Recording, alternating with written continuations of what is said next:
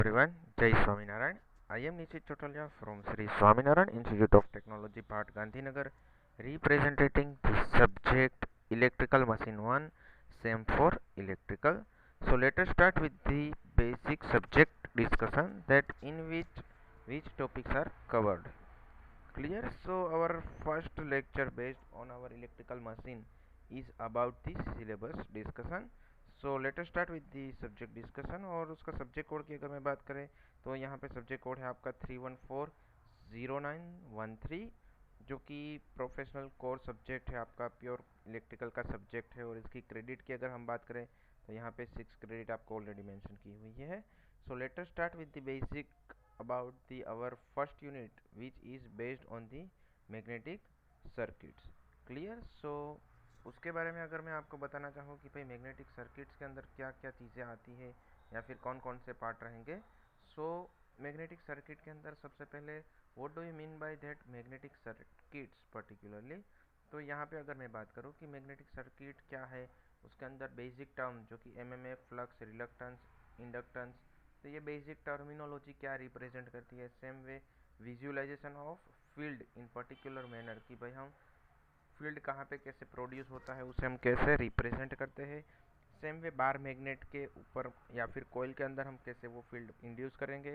Even through out the air and through out the combination of the ion and air क्या रहता है, field कैसे denote किया जाता है.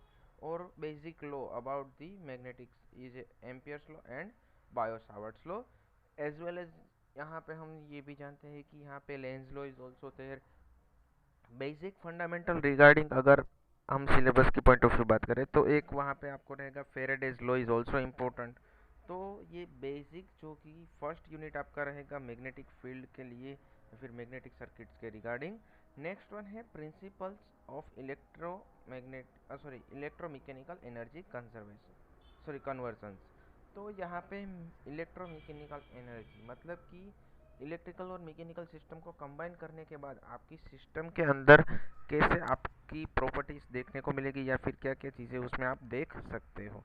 ठीक है, तो उसके अंदर सबसे पहले मैग्नेटिक मटेरियल या फिर आपके मटेरियल की प्रॉपर्टी जो कि पर्टिकुलरली बी एच का क्या रहता है for various materials that B H का should be like this way.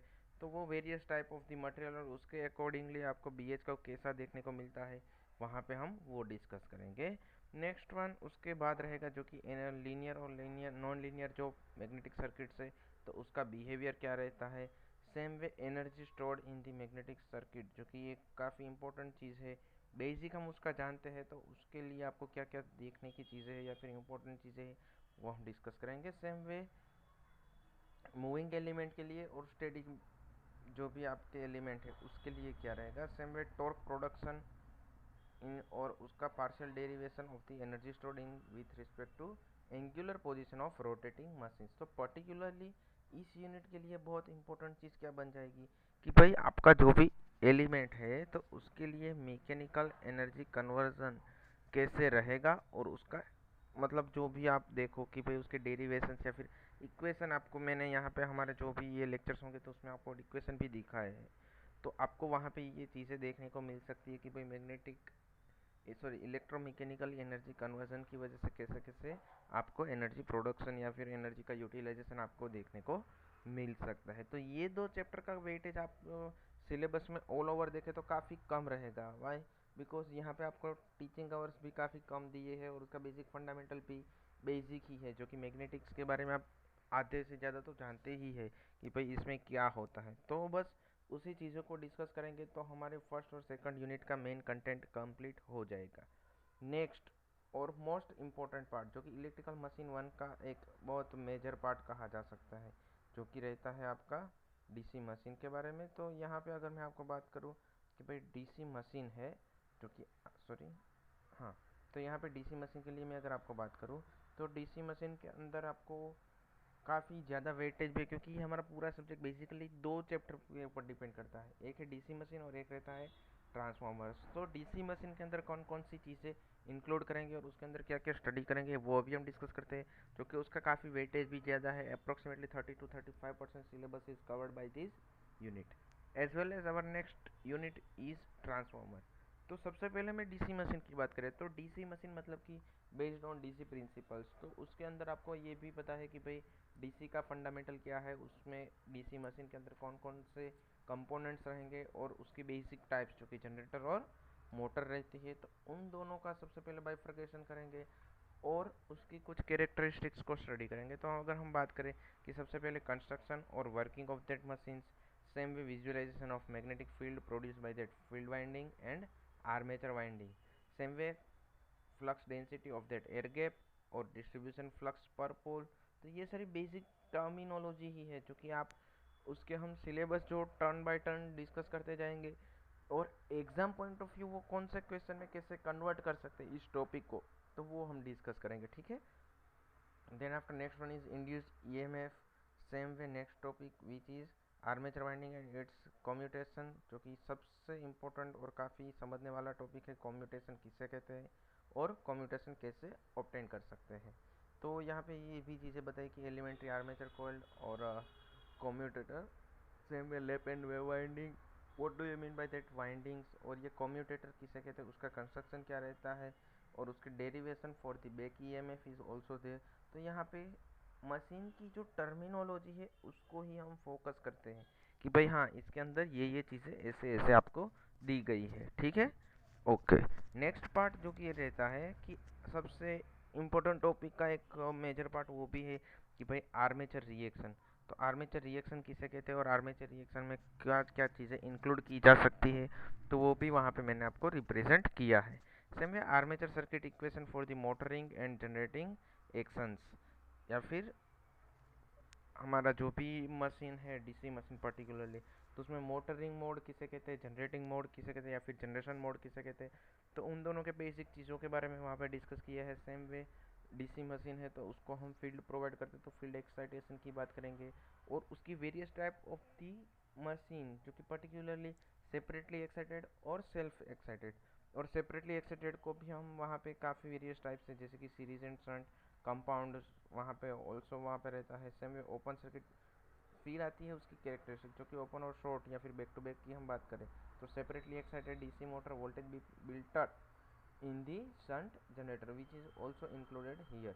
Same way critical field resistance and critical speed, तो क्रिटिकल स्पीड किसे कहते हैं, क्रिटिकल फील्ड किसे कहते हैं, तो हम ये भी जानते हैं कि क्रिटिकल का मतलब क्या होता है और वहाँ पे क्रिटिकल का रोल क्या रहता है, ठीक है। Next one is the V I characteristics, जो कि वो भी काफ़ी अच्छी समझने वाली चीज़ है जो कि एग्जाम पॉइंट ऑफ व्यू काफ़ी इंपॉर्टेंट है। Same way torque speed characteristics is also there, so what do you mean by the T S का और T S characteristics. Same way various type of machine की तो हमने already बात की है कि सीरीज शंट और ये सारी रहती है। नेक्स्ट पार्ट जो रहेगा तो वो रहेगा उसकी स्पीड कंट्रोल के बारे में।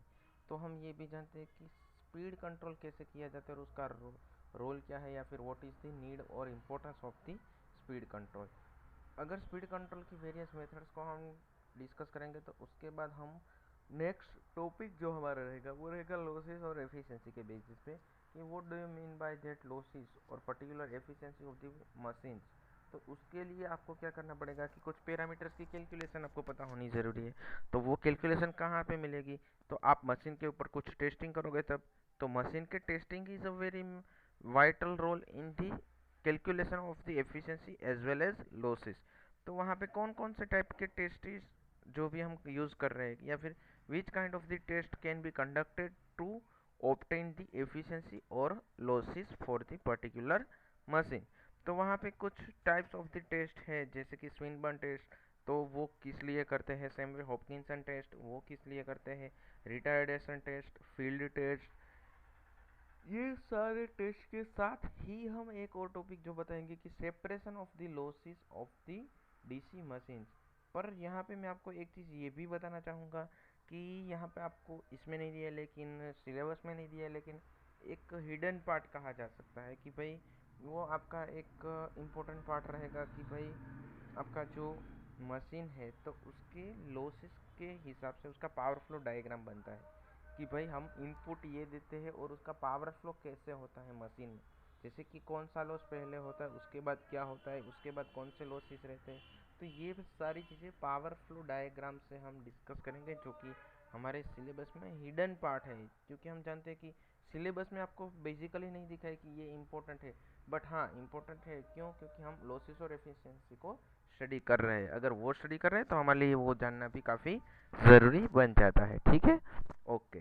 सो अगर हम बात करें कि next point of next part, क्योंकि अभी तक हमारा ये जो डीसी मशीन का पोर्शन था, जो कि डीसी मोटर और जनरेटर, वो यहाँ पे हमने कंप्लीट किया। ठीक है, उसके अलावा हम सिलेबस के पॉइंट ऑफ व्यू अगर हम बात करें तो सिलेबस में नेक्स्ट पार्ट जो रहता है तो वो रहता है कि भाई आपका ट्रांसफॉर्मर। क्लियर? तो ट्रांसफॉर्मर के लिए क्या रहेगा और कैसे हम उसको स्टडी करेंगे। तो ट्रांसफॉर्मर के लिए बेसिक टाइप्स आपके कौन से रहते हैं, तो वो हमारी सबसे इम्पोर्टेंट चीज़ बन जाती है। Okay, so first of all what do you mean by the transformer, और उसके वेरियस पार्ट्स की बात करेंगे। तो सबसे पहले उसका कंस्ट्रक्शन और वर्किंग प्रिंसिपल, ये किस प्रिंसिपल के ऊपर काम करता है। सिंगल फेज ट्रांसफॉर्मर किसे कहते हैं, थ्री फेज किसे कहते हैं, उन दोनों में डिफरेंस क्या है, सिमिलरिटीज क्या है। सेम वे पर्टिकुलरली आपका जो ट्रांसफॉर्मर है उसके लिए इक्विवेलेंट सर्किट क्या बनती है, उसका फेजर डायग्राम। सॉरी, यहाँ पे शायद कलर चेंज करने की ज़रूरत लग रही है। ओके, तो यहाँ पे पर्टिकुलरली इक्विवेलेंट सर्किट किसे कहते हैं, फेजर डायग्राम। सेम वे उसका वोल्टेज रेगुलेशन उसके ऊपर से कैसे फाइंड करते हैं, और उसका इक्वेशंस क्या बनता है। लेगिंग मोड है तो क्या रहता है, लीडिंग मोड है तो क्या रहता है। तो वो सारी चीज़ें आपके लिए समझने के लिए काफ़ी इंपॉर्टेंट है और एग्जाम पॉइंट ऑफ व्यू भी बहुत वैल्यू करता है। ठीक है, क्योंकि ये एग्जाम में भी पूछने वाले टॉपिक्स ही है, तो हमें ये भी पता है। और इवन न्यूमेरिकल जो आएंगे इस यूनिट में पर्टिकुलरली, तो वो वोल्टेज रेगुलेशन के बेसिस पे रहेंगे। सेम वे एफिशिएंसी और लॉसेस ऑफ दैट ट्रांसफार्मर। और ये भी हम चाहते हैं कि एफिशिएंसी की बात आती है तो सबसे पहले आता है टेस्टिंग। तो कौन कौन से टेस्टिंग कंडक्ट करेंगे, जो कि रहेंगे open circuit test, polarity test, back to back test, और उसके बाद रहेगा separation of the losses, particularly hysteresis and eddy loss, eddy current losses. तो यहाँ पे एडी करंट लॉस किसे कहते हैं, और ये सारी बेसिक चीज़ें हम उस टाइम पे उसका ट्रांसफार्मर को स्टडी करेंगे तब हम देखेंगे। ठीक है, नेक्स्ट पार्ट रहता है जो कि ये सारी बेसिक चीज़ें कॉमन फंडामेंटल के रिगार्डिंग थी, लेकिन नेक्स्ट पार्ट रहेगा वो रहेगा पर्टिकुलरली थ्री फेज के रिगार्डिंग। तो थ्री फेज ट्रांसफार्मर है तो उसका कंस्ट्रक्शन क्या रहता है, उसकी कनेक्शन डायग्राम्स कैसे रहते हैं, various types of the connection diagrams as well as vector groups, जो कि कौन कौन से ऑब्टेन किए जा सकते हैं। उसके बाद सबसे इम्पोर्टेंट और समझने वाला चीज़ रहेगा कि parallel operation of the transformers, जो कि पर्टिकुलरली क्यों करते हैं, उसकी बेसिक नीड क्या है। उसके अलावा उसकी बेसिक कंडीशंस, जो कि which are the necessity conditions and which can be fulfilled. क्योंकि हम जानते हैं कि अगर पैरेलल ऑपरेशन क्यों करते हैं तो उसका रोल हमें पता है। तो उसके बाद हमारा मेन टॉपिक बनता है कि भाई हाँ, for this purpose we have to do some parallel operations. ठीक है, तो वो हम देख लेते हैं कि भाई उसका पैरेलल ऑपरेशन ऐसे ऐसे किया जा सकता है और उसकी कंडीशंस ये है। सेम वे नेक्स्ट पार्ट जो रहेगा ऑटो ट्रांसफार्मर के बारे में। तो ऑटो ट्रांसफार्मर किसे कहते हैं, जो कि एक पार्ट ही है ट्रांसफार्मर का, ये भी हम जानते हैं। तो उसका कंस्ट्रक्शन प्रिंसिपल और एप्लीकेशन हम देखेंगे irrespective of two winding transformer. तो हम ये भी जानते हैं कि टू वाइंडिंग ट्रांसफार्मर और ऑटो ट्रांसफार्मर में क्या डिसिमिलरिटीज है। ठीक है, फिर आता है मैग्नेटाइजिंग इफेक्ट और effect of non linear BH का of the magnetic core material, as well as harmonic की इफेक्ट क्या रहती है मैग्नेटाइजिंग करंट के ऊपर, और मैग्नेटिक इंडक्शन करंट किसे कहते हैं। तो ये सारी बेसिक चीज़ें रहेगी। Phase conversion, Scott connection, T T फिर वाई वाई या फिर वीवी कनेक्शन की जो हम बात करते हैं, तो ये सारी चीज़ें भी हमें वहाँ पे देखनी ज़रूरी बन जाती है। ठीक है, और three phase two six phase transformer conversation कैसे करते हैं, जो कि पर्टिकुलरली पावर इलेक्ट्रॉनिक्स में आप देखेंगे कि भाई ये कैसे जनरेट किया जा सकता है। नेक्स्ट पार्ट रहेगा टेप चेंजिंग ट्रांसफार्मर। तो टेप चेंजिंग के अंदर हम क्या कर रहे हैं या फिर क्या करते हैं पर्टिकुलरली, तो वो चीज़ें देखेंगे। सेम वे लोडिंग टेस्ट, जो कि ऑन लोड और नो लोड और ऑन लोड, ये दोनों टेस्ट करेंगे ड्यूरिंग दी टेप चेंजिंग। और three phase winding, sorry three phase जो ट्रांसफार्मर है उसके जो वाइंडिंग है, तो उसके पार्ट्स, जो कि थ्री फेज वाइंडिंग कैसे किए जाते हैं, वो भी बेसिक कंस्ट्रक्शन देखें। और नेक्स्ट पार्ट रहेगा जो कि रहेगा आपका कूलिंग के बारे में, कि cooling of that particular transformer और why we are providing that. So ये बेसिक चीज़ें आपकी हो जाएगी ट्रांसफार्मर के फंडामेंटल के बारे में। ठीक है, और यहाँ पे मैं आपको ऐसा ये भी बताना चाहूँगा कि ये transformer is a very major और very important topic, because we know that कि भाई हाँ ट्रांसफार्मर के अंदर इतनी चीज़ें हमें जाननी ज़रूरी है, और इसका भी काफ़ी मेजर रोल है आपके सिलेबस में। Approximately 30 to 35% syllabus can be covered in these unit. So अगर आपको स्कोर भी करना है और बेसिक फंडामेंटल को लेके ही चलना है, तो डीसी मशीन और ट्रांसफॉर्म करते हो तो अप्रोक्सीमेटली 70 to 80% सिलेबस कवर्ड हो जाता है। वन अनदर थिंग कि फर्स्ट और सेकंड यूनिट जो आपके मैग्नेटिक के बेसिक फंडामेंटल के रिगार्डिंग है, तो उसके अंदर तो आपको पता है कि उसमें एक्स्ट्रा कुछ तो आपको देखने की ज़रूरत नहीं, क्योंकि आधे से ज़्यादा फंडामेंटल तो आप ऑलरेडी पढ़ चुके। इवन आपका इलेक्ट्रोमैग्नेटिक्स का जो सब्जेक्ट है उसके अंदर भी आप ये चीज़ें तो पढ़ रहे हो। तो इसका मतलब है कि आपके लिए वहाँ पे कोई ज़्यादा एक्टिक या फिर लोड लेने की चीज़ें हैं नहीं। Even I would like to tell you कि भाई आप ऑलरेडी ये सब्जेक्ट तो आप डिप्लोमा स्टडीज़ के टाइम पे भी, इवन फर्स्ट ईयर में भी आप ये डीसी मशीन और ट्रांसफार्मर के फंडामेंटल तो देख ही चुके हैं। सिर्फ आपको यहाँ पे ब्रीफ में देखना है, बेसिक आप जानते हो, और ब्रीफ में आपको मतलब उसको एलोबरेट करना है कि हाँ भाई ये कंटेंट में इतनी इतनी चीज़ें भी कवर अप हो सकती है और इसका रोल क्या रहता है। तो बस यही चीज़ें हमें स्टडी करनी, तो यही हमारा सिलेबस बन जाता है इलेक्ट्रिकल मशीन 1 का। So from next lecture we will start our next part of the subject, या फिर जो हमारा फर्स्ट यूनिट है जो कि इलेक्ट्रोमैग्नेटिक और मैग्नेटिक सर्किट्स के बारे में। तो फर्स्ट और सेकंड यूनिट के लिए मैं आपको हमारे सिलेबस पॉइंट ऑफ व्यू ये भी चीज़ बताना चाहूँगा कि हमने ये दोनों चैप्टर को एक ही यूनिट में कंबाइन किया है।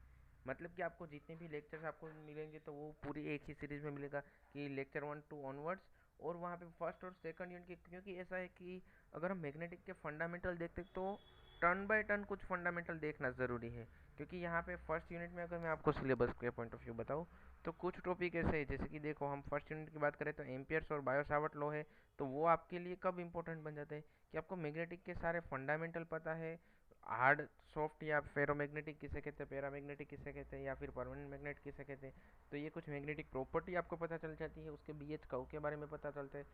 उसके बाद आपको ये लॉज फॉर द इलेक्ट्रोमैग्नेटिज्म देखना ज़रूरी बन जाते हैं। लेकिन यहाँ पे आपको सिलेबस में थोड़े आगे दे दिए तो कोई बात नहीं, हम उसे स्किप नहीं करेंगे। लेकिन हम इन दोनों यूनिट्स को कंबाइन करने के बाद पूरा जो भी मैग्नेटिक का फंडामेंटल है और इलेक्ट्रोमैकेनिकल कन्वर्जन का फंडामेंटल है, वो पूरा कंबाइन करने के बाद ही हम उस टॉपिक को लेंगे, जो मतलब एक सीक्वेंस फॉलो करेंगे। क्योंकि हम जानते हैं कि सीक्वेंस फॉलो होगी तो ही आपको समझने में भी ईजी रहेगा, और मार्किंग स्कोर करने में भी काफ़ी आपका काम इजी हो जाएगा। ठीक है, तो नेक्स्ट लेक्चर के लिए बी प्रिपेयर्ड। हमारा नेक्स्ट सेशन जो रहेगा वो रहेगा डीसी मशीन के ऊपर। Till then have a nice day. Sorry, next unit जो रहेगा वो रहेगा मैग्नेटिक फील्ड और मैग्नेटिक सर्किट्स के ऊपर। तो उसके बाद जब कंप्लीट करेंगे तो हम डीसी मशीन पे मूव ऑन करेंगे, लेकिन उसके लिए बेसिक मैग्नेटिक फंडामेंटल स्टडी करेंगे। टिल देन हम आज के सेशन को यहीं पे एंड अप कर रहे हैं। Till then have a nice day. Thank you. जय हिंद, जय भारत, जय स्वामीनारायण।